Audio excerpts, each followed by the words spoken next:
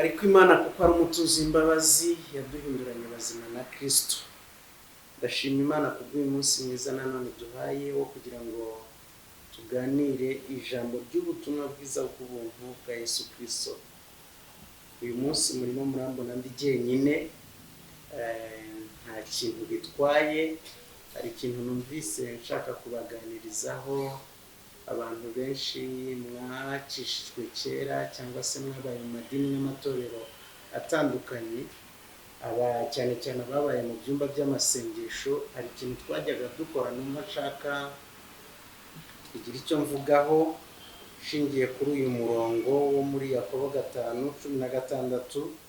Aravuga ngo mwaturirane ibyaha byanyu kandi musabirane kugira ngo mukizwe.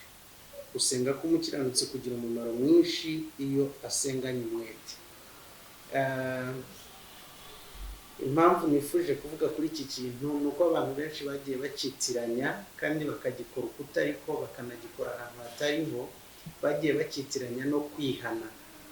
Nyuma y'aha ikiganiro nzakora wenda gukurikiyeho nzavuga kwihana byonyine, ariko ndashaka kuvuga ko kwatura ibyaha. Kwihana no kwatura ibyaha ni ibintu bitandukanye. Kwihana nzavuga mu kiganiro cyabyo, ariko reka mvuge kwatura. Kwatura ibyaha ntabwo ari ukwihana, kandi ntabwo twigeze tubikora nk'uko Bibiliya bivuga. Usanga uburyo twabikoragamo ni uburyo navuga ngo bugayitse kandi tutakuye muri Bibiliya. Iyo usomye umurongo baravuga ngo mwaturirane ibyaha byanyu kandi musabirane kugira ngo mukizwe. Kamanze nsobanura kangaka ubwabo. Iyo bavuze ngo mwaturirane ibyaha, ni wowe n'uwo wakoreye icyaha. Ntabwo ari kuriya kuntu tugenda. Njyewe murabizi ko narabibabwiye inshuro nyinshi, nabaye umupasiteri uyoboye urusengero, n'ubundi umupasiteri, hanyuma nkagira abantu benshi cyane baza kunyaturira ibyaha, ariko ugasanga uwatura n'uwo yaturira bose ni abanyabyaha. Rero nta munyabyaha ushobora gukiza umunyabyaha mugenzi we, nta n'umunyabyaha ushobora gusabira umunyabyaha mugenzi we imbabazi.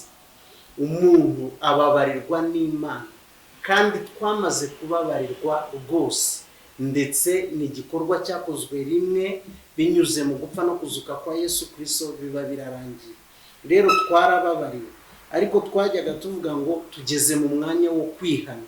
Ijambo kwihana ubwabyo mu Kinyarwanda uba wumva, mba numva ritaza n'ubusobanuro bwiza bwa Bibiliya, kuko iyo bavuze kwihana, tuzakivugaho mu kiganiro cyacu, narabivuze, ni uguhabwa, ni uguhanirwa, cyangwa ni we wiha igihano gihwanye n'icyaha wakoze. Numva ariko byakabaye bisobanura, ariko si byo ndi kukwatura ibyaha. Ugasanga njyewe ndi umugabo, mfite umudamu uyu munsi wa none, hanyuma mvuye mu rugo nkorera umudamu wanjye ikosa, ngeze mu cyumba cy'amasengesho, narangiza nkajya imbere ya pasiteri cyangwa imbere ya profete cyangwa imbere y'abandi bantu b'Imana, hatangira kuvuga ngo Imana imbabarire gukubita abana, Imana imbabarire nabwiye umudamu nabi. Ariko ibyo ndimo kuvuga nimo ndabibwira abantu duhuriye mu rusengero, umudamu wanjye ntabyo namubwiye. Niba namurakaje aracyandakariye, niba namubabaje aracyababaye, ariko njye ndi kumwe n'abantu duhuriye aho ngaho, nkatangira kuvuga ngo Imana imbabarire ibyo nakoreye umudamu wanjye cyangwa abana banjye cyangwa undi muntu. Hanyuma waracyababaye, mwebwe namwe ngo mukantunga ibiganza. Twongeragaho n'akandi kantu ngo n'ibindi byose ntibagiwe cyangwa ntibuka. Nuko abandi bati Imana ikubabarire, natwe turakubabariye. Ariko bavuze ngo Imana ikubabarire natwe turakubabariye, wa wundi nakoreye ikosa, wa wundi nababaje, wa wundi nahutaje, ntago arimo muri abo ngabo. Hanyuma rero hano ikintu Yakobo yarimo kuvuga, avuga ngo mwaturirane ibyaha. Niba icyo ngicyo nagikoreye umudamu wanjye n'urugero, nari nkwiriye kugenda nkajya imbere ye nkavuga ngo umbabarire, nakubabaje mu buryo ubu n'ubu. Namara kumubwira ibyo namubabajeho, nawe kandi agahindukira akambwira ati ndakubabariye, nanjye burya nari narakaye, nari nafashe ingamba mu mutima wanjye yuko ntazongera kukuganiriza kuri iyi ngingo, n'urugero. Hanyuma ibyo byarangira, tugafatana ibiganza njye nawe, tugasabirana, aho tuba dukize. Nta nubwo ubundi mu Kinyarwanda bakoresheje ijambo ritari ryo, bavuze gukizwa, ariko ni ugukira.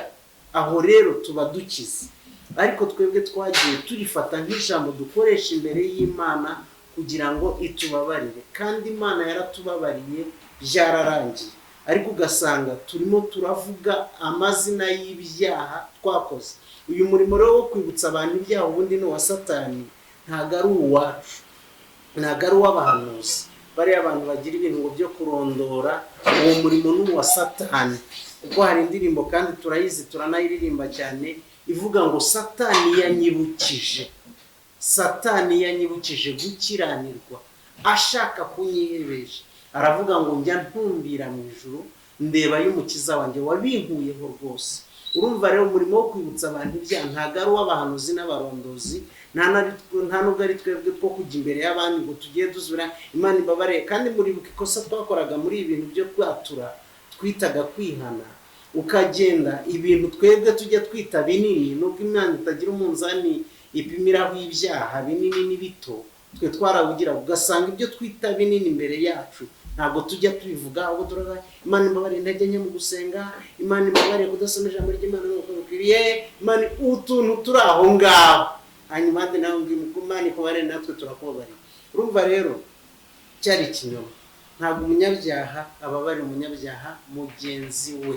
Jya imbere y'uwo wakoreye ikosa, musaba imbabazi, ubu mwaturiye, nawe akakwaturira ashingiye ku cyo yari yagutekerejeho bitewe n'icyo wari umukoreye, hanyuma mugasabirana mukagirana imbabazi. Hanyuma ndimo ndagana ku musozo, ntago ndi butinde cyane. Ushobora kuvuga n'ubundi ahantu bishobora imirongo ishobora gufatanya n'uyu nguyu iri muri Bibiliya, nko muri Luka. Reka nsome igice cya 12:58 uvuga, aravuga ngo nujyana n'ukurega kuburanira ku mutware, ugira umwete mukiri mu nzira, wikiranure nawe ngo ye kugukururira ku mucamanza. Umucamanza akagushyikiriza umusirikare, nawe akagushyira mu nzu y'imbohe.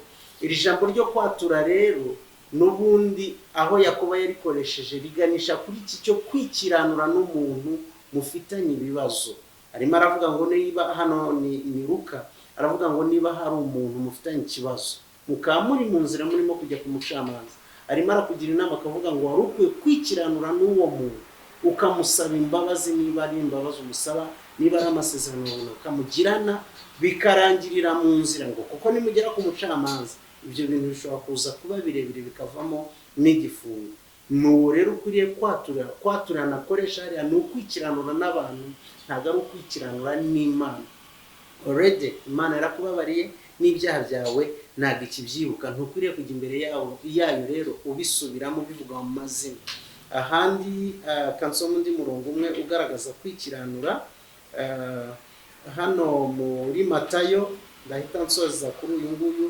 Aravuga ngo nuko nujyana ituro rye ku gicaniro ukahibukira mwene so ko afite icyo mupfa, usiga ituro ryawe imbere y'igicaniro, ubanza ugende wikiranure na mwene so, uhere kugaruke utura ituro ryawe. Rero kwatura ibyaha hariya Bibiliya ivuga ntabwo ari ukujya imbere y'Imana ngo tuvuge amazina y'ibyaha twakoze, kuko Imana ntabwo itubaraho ibyaha, yaratubabariye muri Kristo Yesu. Ahubwo ni ukwikiranura n'abo tuba twakoreye amakosa, akavuga ngo no gutura bubiritse, ituro rye rishyire hariya, ugende wikiranure n'uwo muntu mufitanye ikibazo, nibwo uzaba ukoze ibintu byiza. Uyu munsi rero mbaganirije ku kwatura ibyaha n'uwo waturira. Ntabwo ujya kwaturira Imana ibyaha byawe, Imana yarakubabariye kera. Genda, ndavuga ibyo ni amagambo areba abizera, ayo ni ayareba abizera, hanyuma yarakubabariye. Ahubwo uwo muntu mugenda mugiranamo utubazo, abakozi, inshuti, uwo mubano wo mwashakanye se, abo ngabo niba ukwiriye kwaturira iyo wabakoreye amakosa mu gihe runaka.